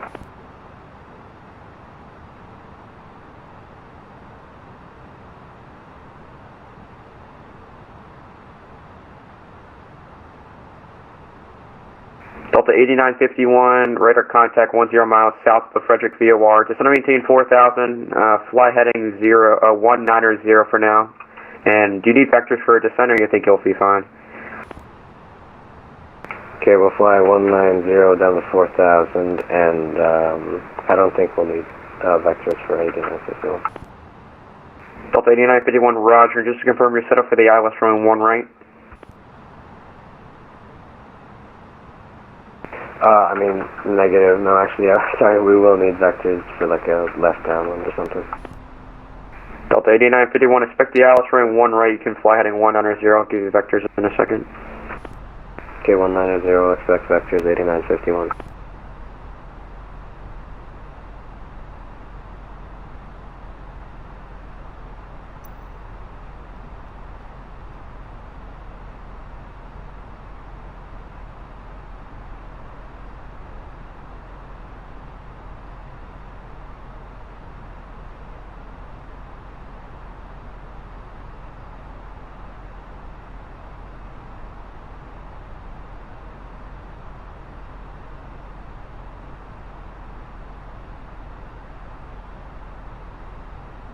And 75.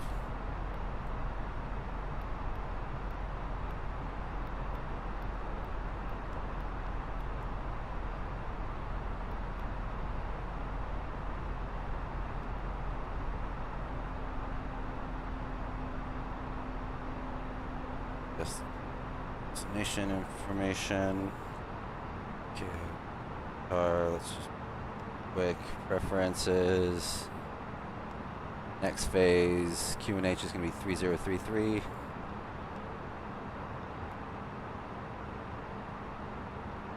Hold up, there we go. It's 6 degrees Celsius and negligible.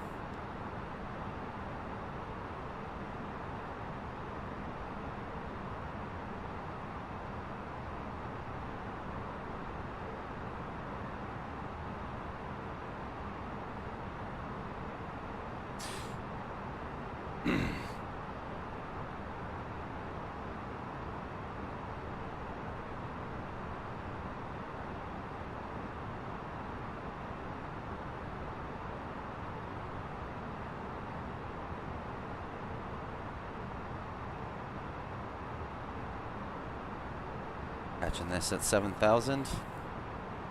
No speed restrictions. Boom, boom, boom. 7,000. No speed restrictions, and we'll be give us. Cool.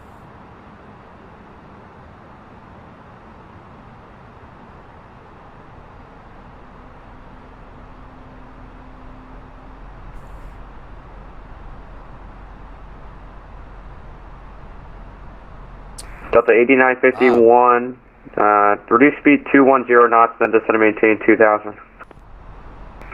210 knots and 2000, 8951.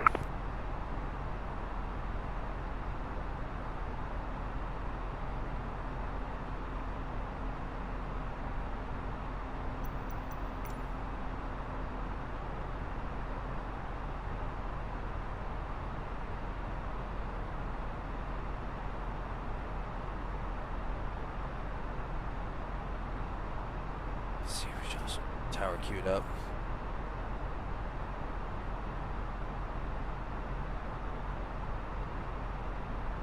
Good.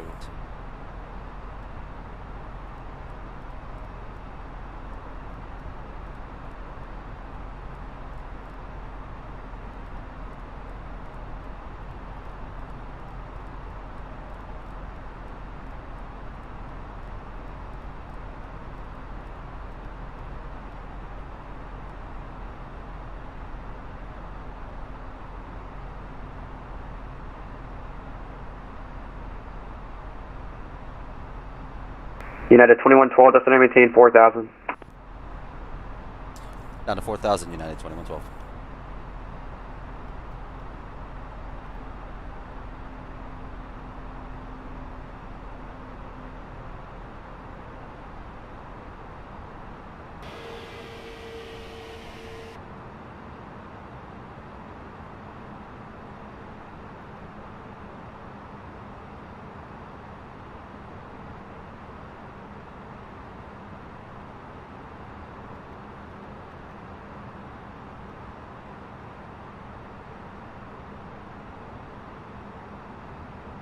Delta 8951, just confirm you're going to descend down to 2000. Yeah, we're descending right now.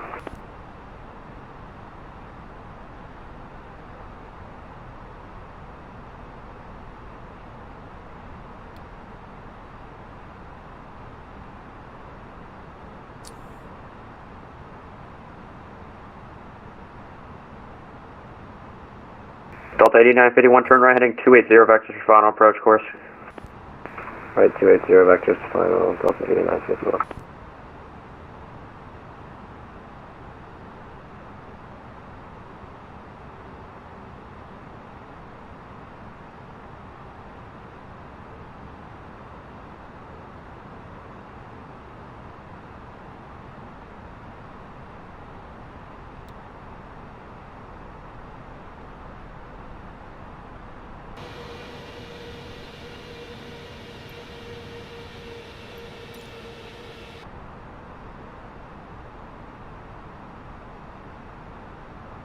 Delta 8951, 6 miles from Waxon, turn right heading 340. Maintain 2000 until established on the localizer. Cleared ILS runway 1 right approach.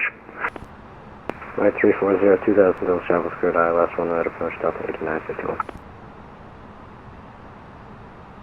United 2112, do you have the field just off your, let's make it 10 o'clock, 7 miles. Roger, we have the field in sight, 2112. United 2112, cleared visual approach way 1 left. Cleared visual approach, 1 left. Delta 2112. Oh, United 2112. So used to flying with that Delta one. Alright, Ombaklatu. Not really quite sure about the visual too well, but AIAD visual 1. Let's see, find that one.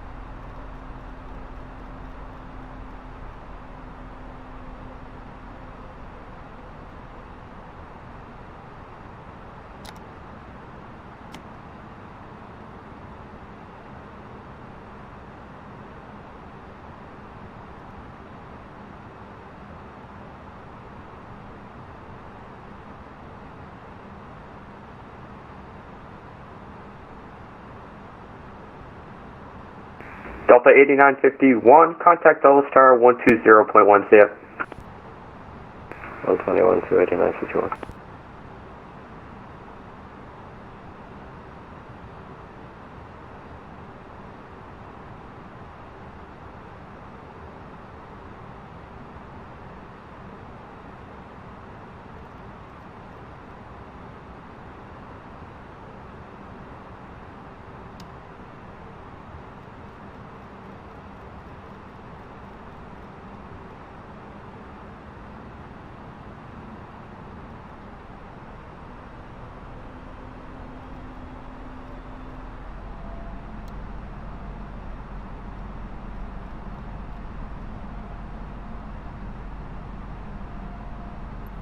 Right.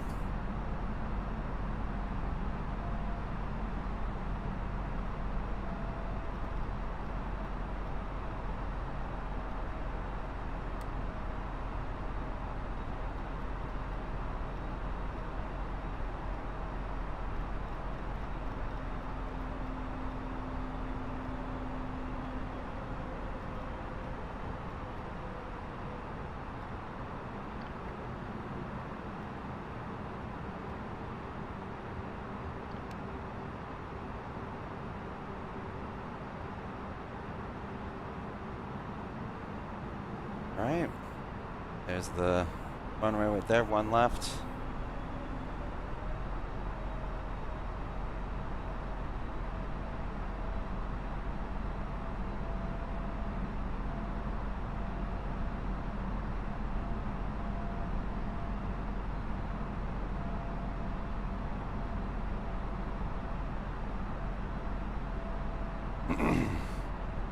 Now we're hitting up with the localizer, and you can see the blue magenta line is lining up. We've got the glide slope armed.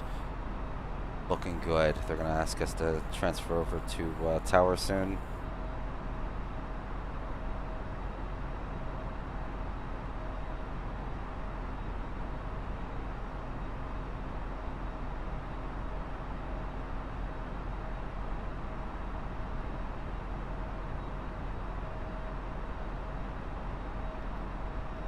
United 2112, contact Dulles Tower 120.1, have a safe landing. Over to tower. Thank you very much for your service. Have a great day, United 2112. You as well.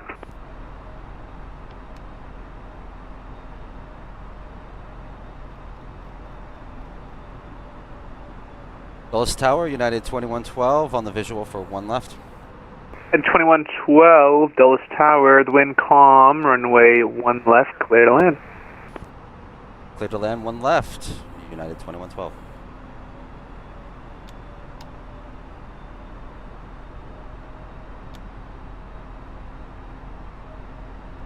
Alright, let's give her this final little bit of love, and then we'll go.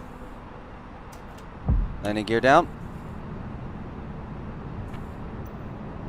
Let's tune up the ground real quick. Ground's good. 2,500. 1, 2.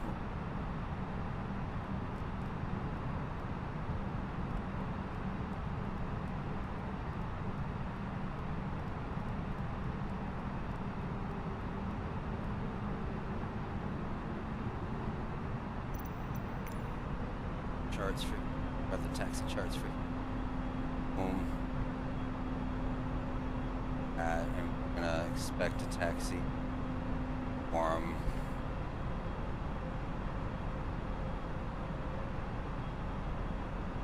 Whiskey 2 Delta. Oh, we'll see what they call us.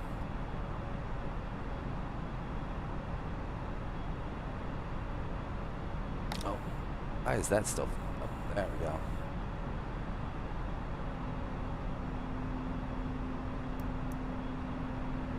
Flight attendants, please prepare for landing. And the moment has come. What's up, Rex?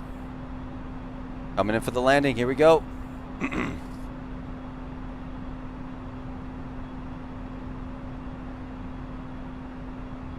This entire time we've been on autopilot. We'll disengage that in a few seconds. Once we do the full airline Airbus experience and disengage it at 500 feet.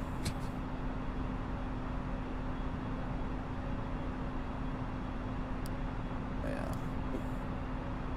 These bitches though.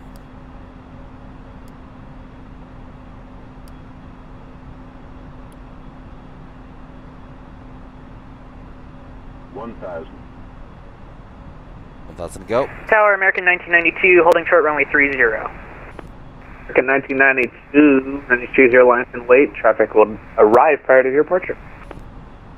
Copy, line up and wait, runway 30, American 1992.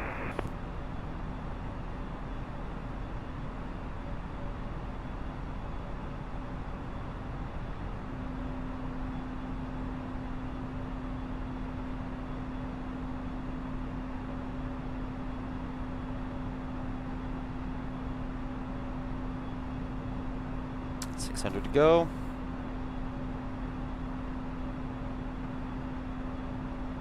$500. Autopilot off. 400. 400.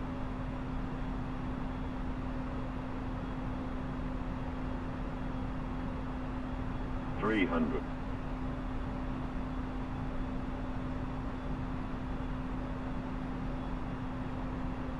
200. Landing. 100. 50. 40. 30. 20. Retard. 10. 5. Totally overshot the runway a little bit. Oh, we're still good though. Gonna have to. There we go. Beautiful.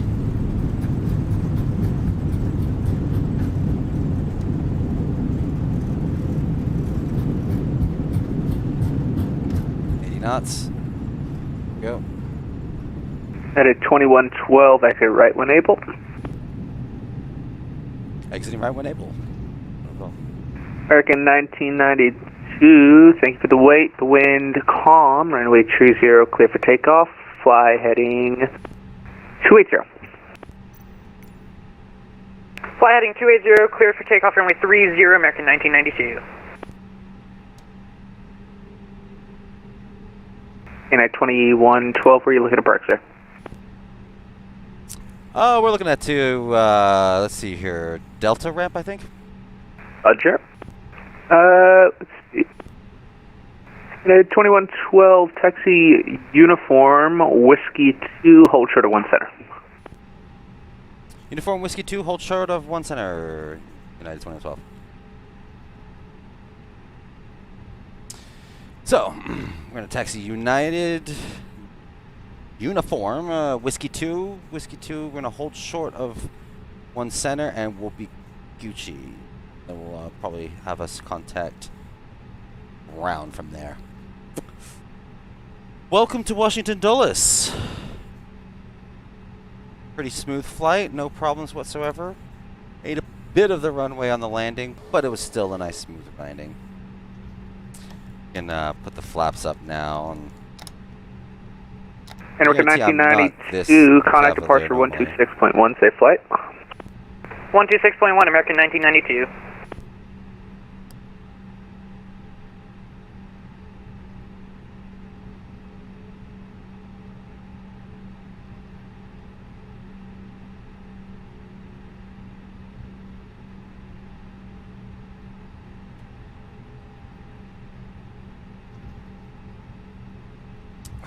Well, I hope we were actually supposed to park at Delta Ramp in real life, but let's see.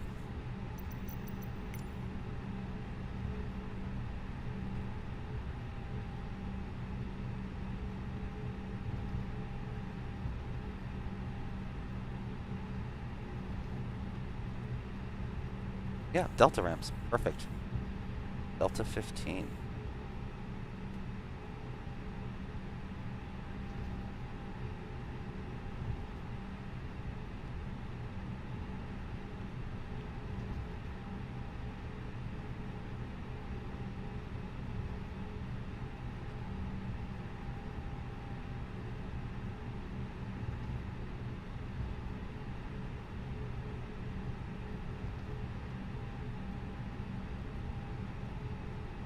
Delta 15's down there. Okay, cool.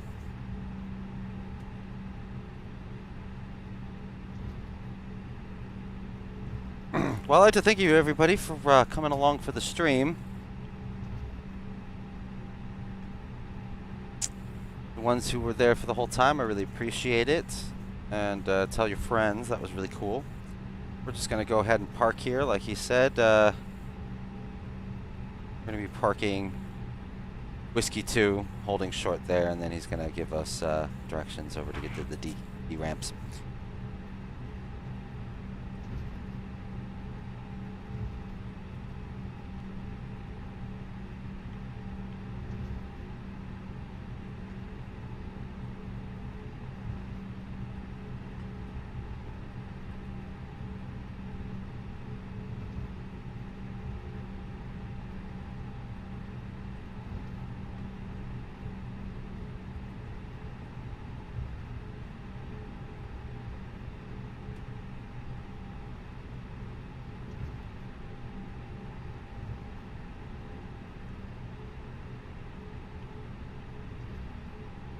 And a little rule of thumb, when you're dealing with air traffic control, always have a pen and paper out.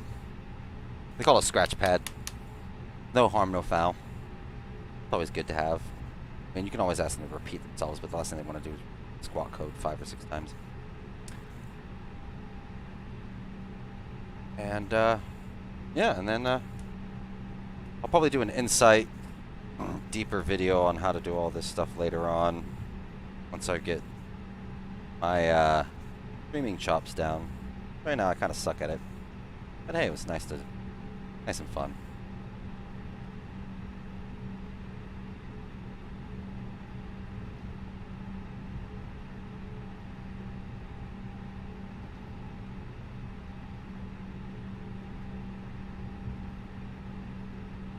Yeah, smooth sailing, Jesse, definitely. Thank you for coming through, man.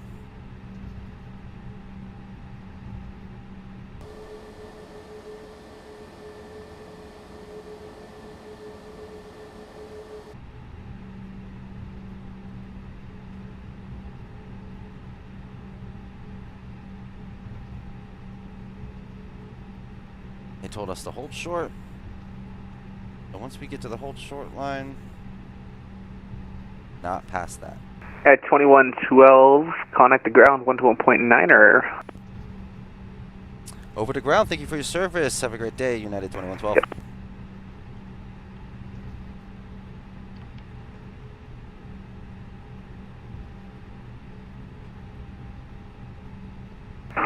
Ground, this is Delta 915, requesting IPAS clearance to Boston.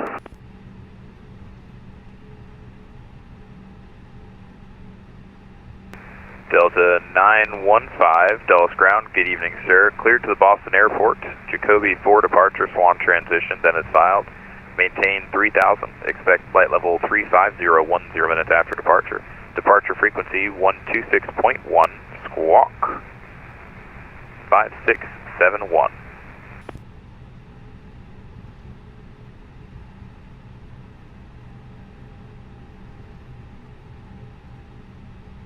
I got everything, but I did not get the SID. Delta 915, it's going to be Jacoby 4 departure.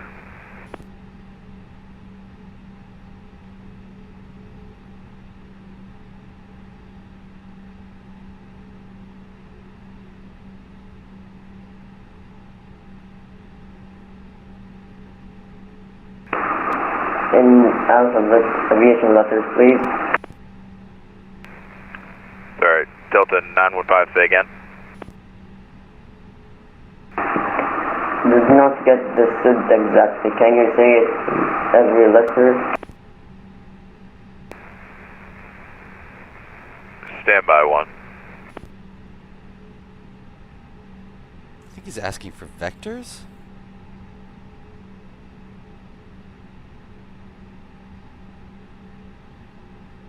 Dulles Ground, United 2112, holding short of 1 center. United 2112, sorry, Dulles Ground, welcome. Taxi across 1 center, Yankee 7, hold short Yankee, stand by for further. Cross 1 center, Yankee 7, Yankee will let you know.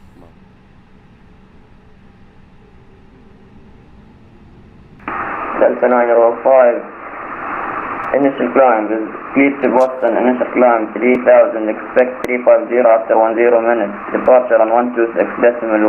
Squawk 5671. Delta 915, readback correct. Push and start at your discretion. Call for taxi. Expect runway 30 for departure. ATIS information, Delta is current. 30 departure for Delta 915. United 2112, do you have a gate you're going to? Delta... Delta 15 if we could, that'd be great. Delta 15. Alright, United 2112. Taxi via Yankee 7, Yankee Delta. Taxi Yankee 7, Yankee Delta for United 2112. Attention all aircraft, ACE information, Echo is now current, altimeter 3034.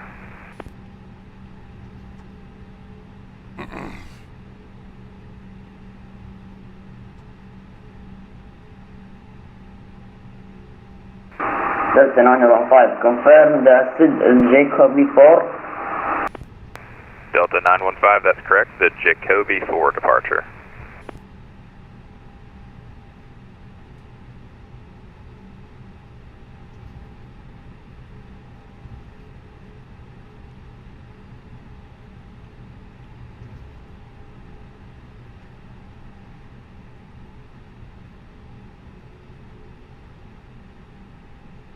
Delta.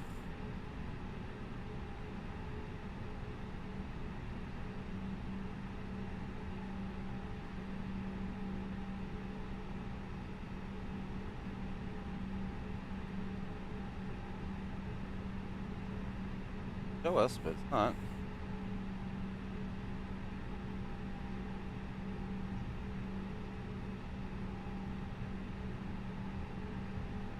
Turn our taxi lights off. Turn off this 88 people.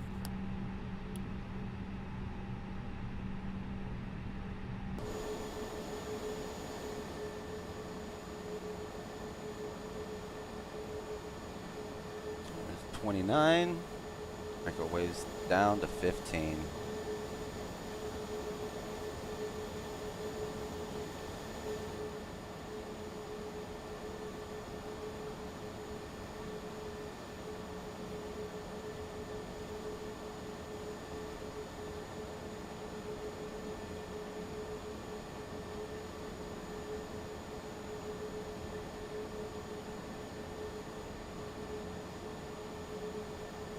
There's 15.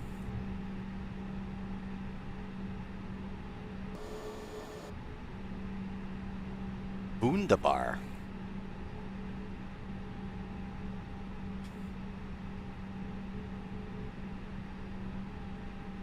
Have any wing walkers, but that's fine.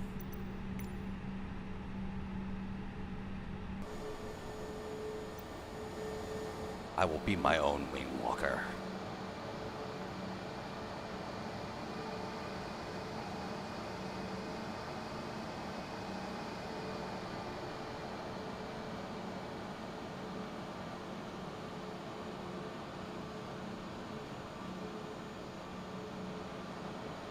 Like there's actually a thing for A330, A320 is right there.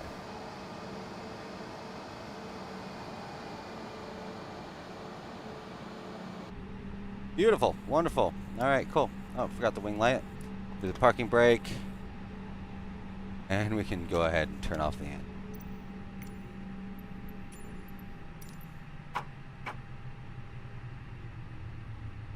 United 2112 powering down. Thank you for your service. Have a great night.